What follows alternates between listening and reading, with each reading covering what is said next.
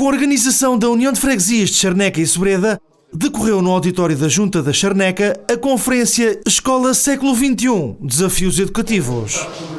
Os jovens hoje nós temos que os preparar o melhor possível para que amanhã possam responder àquilo que são os desafios, não só no mercado de trabalho, mas outros que temos que o país enfrenta. Portanto, hoje a preparação dos jovens e o sistema educativo é um pilar importantíssimo naquilo que é o desenvolvimento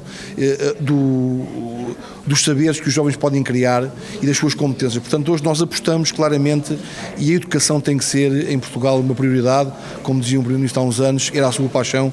Eu acho que temos que colocar novamente a educação como a nossa paixão, a paixão do Presidente de Junta, do Presidente de Câmara, do Ministro, de todos, colocando todos coletivamente a refletir e encontrando caminhos, novos caminhos para a escola do século XXI, que provavelmente já não é aquela do século XIX dentro do século XX. Penso que é importante nós trazermos este debate e colocarmos na agenda do dia. Temos hoje a sala cheia, os três agrupamentos, Carlos Garagaté, Daniel Sampaio e Dias Garcia. Temos também alguns colégios privados, como o Colégio do Val, o Dolitá e outras entidades que estão aqui presentes. É importante nós conseguirmos construir soluções coletivamente e fazermos reflexões com todos. Temos feito algumas reflexões sobre aquilo que é a educação hoje em Portugal. Estamos no século XXI, temos alguns modelos ainda do século XIX e penso que a escola hoje necessita de uma grande reflexão sobre aquilo que se aprende nas escolas e aquilo que é o conhecimento e as competências. Portanto, a escola hoje do século XXI é um novo desafio que é colocado aos pais e aos alunos, no sentido de nós podermos dar aos nossos alunos e prepará-los para que daqui a 5, 10, 15 anos tenhamos alunos com conhecimento, mas também alunos com competências, com o saber fazer, que eu penso que é uma necessidade premente do país. Angélica Curto moderou a conferência, que teve como moderadores Manuel Brito, Daniel Adrião e Rui Lima. O objetivo desta conferência, no meu caso, a minha palestra, a minha comunicação, teve essencialmente o objetivo de despertar as pessoas, despertar a curiosidade no que é que são novas abordagens, que não são assim tão novas, porque muitas destas abordagens já remontam à primeira metade do século XX, mas também tem o objetivo de colocar as pessoas a refletirem sobre o seu próprio trabalho e perceberem, porque é isto que eu aqui vim fazer, perceberem que há pessoas noutros contextos, e o meu contexto é bastante específico, mas noutros contextos estão a trabalhar de uma forma inovadora, trabalhar usando ferramentas, também elas, do século XXI e que se pretende promover competências para um mundo cada vez mais tecnológico, mas também um mundo em permanente mudança. E o objetivo, sim, é dar a conhecer a todos estes professores e despertar neles o interesse pelo que é o ensino para o século XXI. O mundo está a mudar a uma grande velocidade. Se calhar nos anos 80 era impensável nós termos a automação que temos hoje, ter a forma como hoje comunicamos uns com os outros, o estarem permanentemente ligados a todo o mundo, e agora, já em pleno século XXI, em 2019, temos que olhar para o século XXII e para fenómenos como a inteligência artificial, a internet das coisas e todo um conjunto de termos que para muitos dos professores e principalmente para toda a gente ainda são muito desconhecidos. Eu tinha um professor que dizia assim, que os alunos não precisam de introdução às tecnologias, quem precisa de introdução à tecnologia são os professores. Os alunos lidam muito bem com a tecnologia, em todo o caso eles veem a tecnologia sempre como uma ferramenta de diversão e usam muito naquela ótica passa a redundância, do utilizador.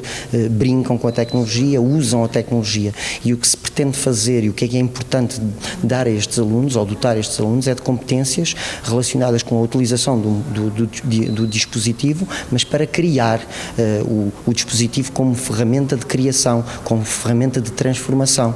E é isso que os alunos, apesar de terem uma grande ligação com a tecnologia, ainda não percebem muito bem. E é para isso que serve o professor, é dar-lhes as oportunidades, mas ao mesmo tempo dar-lhes a conhecer as potencialidades de uma ferramenta como o tablet, como o telemóvel, como um computador. Com o formato que temos de ensino, o que há que mudar? Eu arriscava-me a dizer tudo, mas eu também não acredito em revolução na educação. A educação é um meio bastante sensível para nós arriscarmos fazer revoluções. Todas as mudanças têm que ser pensadas, tem que haver uma grande avaliação, todos os stakeholders devem estar em permanente comunicação, a escola, o poder executivo, não é? Os pais, outros psicólogos, a comunicação social, todos devem estar em permanente comunicação para poderem avaliar permanentemente o impacto destas mudanças. Agora, eu arrisco-me dizer que é preciso mudar muita coisa. E muita coisa começa precisamente na forma como cada professor trabalha nas suas aulas.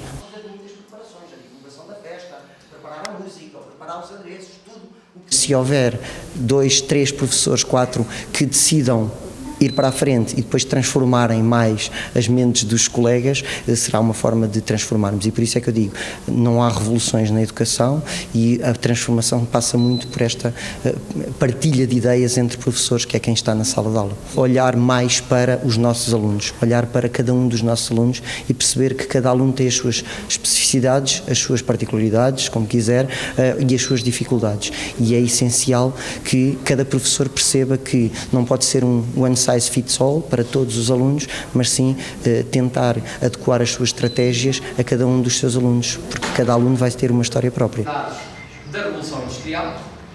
É preciso, de facto, repensar a educação. Eu acho que os próprios professores estão muito interessados nisso e são os primeiros interessados em que, de facto, se pense como é que podemos endereçar os desafios do século XXI e como é que a escola se pode transformar acompanhando a transformação da própria sociedade e da própria economia. E, portanto, hoje é muito importante percebermos que as velhas receitas do passado já, de facto, não satisfazem e que é preciso que novas abordagens, novas atitudes, novas formas, novas estratégias para, efetivamente, motivar os alunos e interessá-los cada vez mais e fazer com que, de facto, haja a possibilidade de a escola ser um espaço de exercício da cidadania que municie, no fundo, os alunos com as ferramentas necessárias para eles poderem depois, ao longo da vida, no fundo, ter sucesso nas suas profissões e até na sua vida pessoal. Há um modelo, há um paradigma do passado que está esgotado, que é um paradigma que foi criado em função das necessidades da Revolução Industrial, portanto, há mais de 100 anos.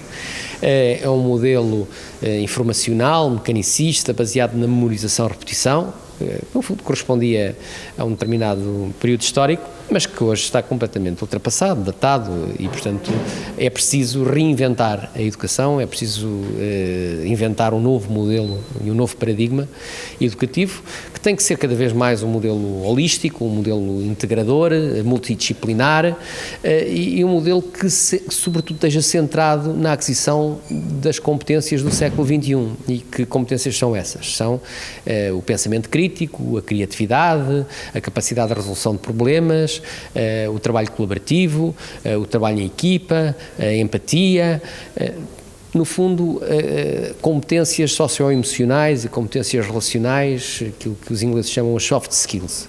E essas competências vão ser cada vez mais importantes, porque com o avanço da inteligência artificial, com o avanço da automação e da robotização, é necessário que, de facto, os seres humanos, no fundo, adquiram um conjunto das competências que as máquinas não consigam replicar.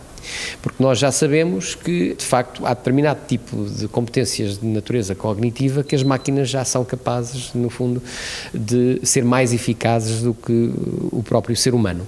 Portanto, nós temos que reinventar, no fundo, as competências e temos que focar em competências que, efetivamente, as máquinas não são capazes de desenvolver. E isso tem a ver também com o futuro do trabalho e o futuro do emprego. Há muitos empregos que hoje existem e que há muito pouco tempo, daqui a muito pouco tempo, vão desaparecer. Há estudos do Banco Mundial e de várias universidades que mostram que no prazo de 10 a 20 anos, num curto período de tempo, muitos dos empregos que hoje existem vão desaparecer. Porquê? Porque vão ser substituídos por máquinas, vão ser substituídos por robôs, porque vão ser mais eficazes do que os próprios humanos no desempenho desse tipo de tarefas repetitivas, tarefas mecânicas, tarefas, no fundo, que não exijam competências especializadas. E, portanto, é fundamental que cada vez mais a educação se centre e se foque na aquisição de um conjunto de competências de natureza emocional, de natureza relacional, de natureza inovadora, que efetivamente as máquinas não são capazes ainda de replicar. Esta frase é do Einstein. Nós não nos podemos esquecer que, de facto, hoje os alunos já nasceram na era do digital.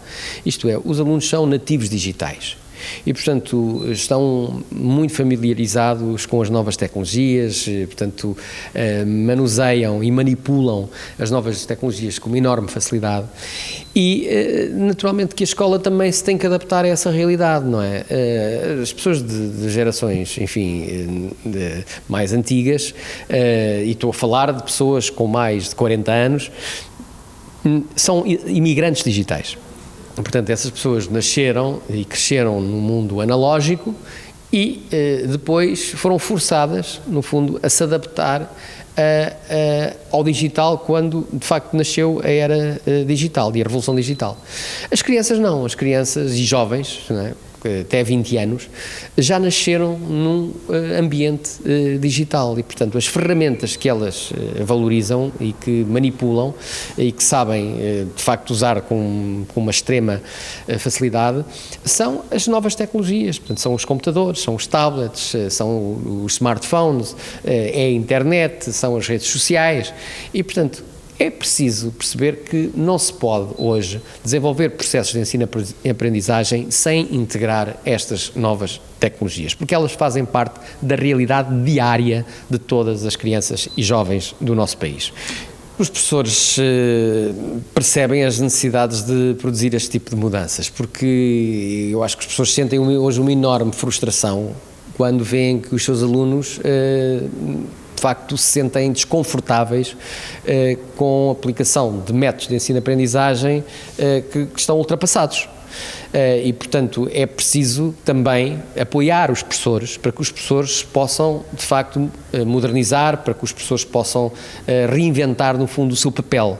E para isso é preciso que mudem as políticas educativas. Quer dizer, isso é fundamental. A culpa da estagnação do sistema educativo não é dos professores, a culpa é dos políticos, porque, de facto, mantêm, no fundo, o atual modelo e não inovam e não criam condições para que efetivamente possa haver outra abordagem, outras estratégias muito mais inovadoras e muito mais estimulantes para os próprios alunos.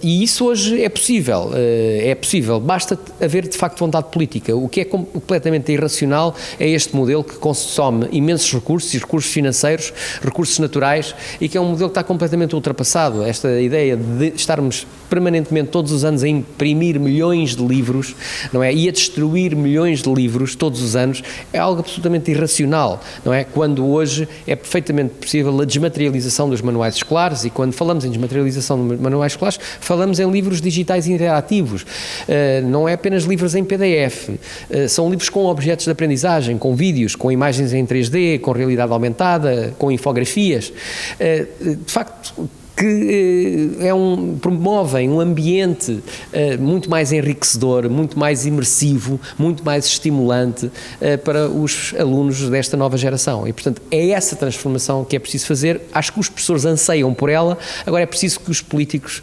efetivamente atuem. Claro. Os professores são insubstituíveis, vão ser sempre necessários, agora vão ter que de facto mudar um pouco o seu papel, vão ter que permitir que os alunos tenham no fundo, sejam mais proativos, que os alunos possam efetivamente ter mais autonomia, sejam mais responsabilizados, possam trabalhar mais de forma colaborativa, mais em equipa, mais em projeto, e isso só os professores também podem proporcionar. Agora, é preciso de facto mudar um pouco a função do professor. O professor já não pode ser aquela figura autoritária, enfim, que chega à sala de aula e que no fundo se limita a debitar a matéria e que faz uma palestra para os alunos e os alunos são meros receptores, não é, do que diz o professor. Esse modelo está esgotado, não pode continuar. Agora, o professor pode e deve ser um mediador, deve ser um facilitador, deve de facto estar ali para lançar desafios aos alunos e para os acompanhar na progressão da sua aprendizagem. A comunidade educativa das escolas das freguesias marcou presença na conferência. Todos os oradores acho que falaram aquilo que efetivamente se passa hoje nas escolas e é necessário passar-se e já se devia ter passado há muito tempo. De facto, vão contra as necessidades que a escola tem. É efetivamente, vão de encontro, não é contra, de encontro às necessidades que a escola tem. E às respostas que a escola deve dar aos nossos alunos para os preparar para a sociedade, que isso é que de facto é importante. Há hipótese de juntar ambos os formatos e a vertente e o caminho que tem que ser feito tem que ser mesmo nesse sentido, juntar todas as hipóteses e todas as vertentes disponíveis e outras que eventualmente se possam ainda arranjar, e isto é que é preparar o futuro. E como é que os alunos encaram a aplicação destas novas tecnologias? Muito bem. Aliás, eles estão muito mais preparados do que nós, todos eles. Quero dar os parabéns a todos e quero dar os parabéns à comunidade educativa da nossa freguesia, que manifestou logo desde a primeira hora uma grande apetência, uma grande capacidade para estar connosco, tanto basta olhar para a sala e percebemos que temos uma sala cheia, e a todos os vogais, em particular ao Miguel Lourenço também, aos meus assessores, ao Pedro Lucas e ao Pedro Pereira, e dar aqui também uma grande saudação e um forte agradecimento à Angélica Curto, que foi também a pessoa que também esteve por trás deste projeto e que nos também ajudou a organizá-lo, portanto também um bem-aja a ela por todo o trabalho que realizou para que isso hoje fosse possível.